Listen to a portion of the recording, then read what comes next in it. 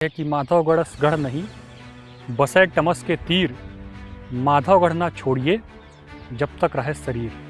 ये जो किला आप देख रहे हैं ये माधवगढ़ का किला है।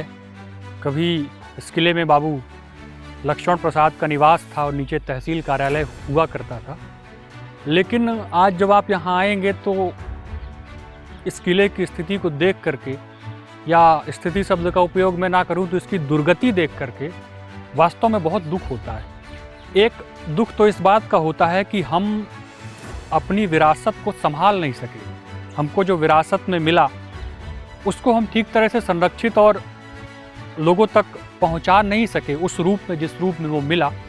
और दूसरी बात, उससे भी ज़्यादा दुख की बात ये है कि माधवगढ़ किले के अंदर जो मंदिर बने हैं वो अब आस्थावान लोगों के लिए नहीं है बल्कि शराबियों और गजेड़ियों के लिए। इस वक्त भी जब मैं आपके साथ संवाद कर रहा हूँ, यानी वीडियो शूट कर रहा हूँ, तब भी यहाँ के मंदिरों पर बहुत सारे ऐसे लोग बैठे हैं जो नशेड़ी हैं, जो शराबी हैं। मैं उनका चेहरा भी नहीं दिखाना चाहता, उनकी विजुअल भी नहीं लगाना चाहता।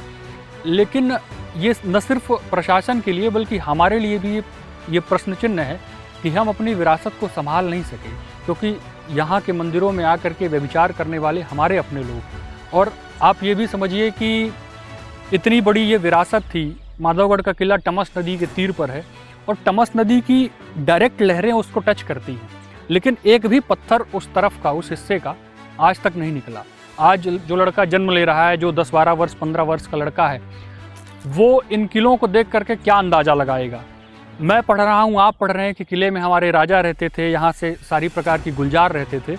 लेकिन आज 10-12 वर्ष का जो लड़का है वो इन किलों को देख करके, इन किलों की स्थिति को देख करके यही अंदाज़ा लगाएगा कि ये किले कभी दारूखोरी और अय्याशी का अड्डा रहते रहे होंगे, यहाँ बारबालाएँ नाचती रही होंगी। इसलिए ये बात मैं कह रहा हूँ क्योंकि इनको इस तरह से बना दिया गया, उनकी स्थिति इस प्रकार से है। किले के अंदर जो मंदिर है वहाँ जाने का रास्ता नहीं है, वहाँ तमाम घास उगाई है, उससे पूरी तरह से स्पष्ट होता है कि यहाँ कोई आता जाता नहीं। हमने अपने भगवानों को भी छोड़ दिया और सरकार भी, क्योंकि राम का नाम लेकर के जब राजनीति की जा रही है, जब राम मंदिर का उत्थान हुआ, मथुरा झांकी, काशी मथुरा बाकी है, इस तरह के नारे पूरे भारत देश के अंदर लगाए जा रहे हों, तब बहुत सारे ऐसे भी मंदिर हैं जो राजवंशीय परंपरा से हैं, जो राजा और महाराजाओं के द्वारा बनवाए गए थे, लेकिन उनकी दुर्गति कर दी गई है। इसलिए ये सिर्फ शासन और प्रशासन का दोष नहीं है, ये मुझे और आपको भी ये जिम्मेदारी समझनी पड़ेगी कि हमारी जो विरासत है, हमारी जो संस्कृति है, हमारी जो राजवंशीय परंपरा रही है, उसका संरक्षण, उसका संवर्धन हम और आप भी जिस भी माध्यम से कर सकते हैं वो करें।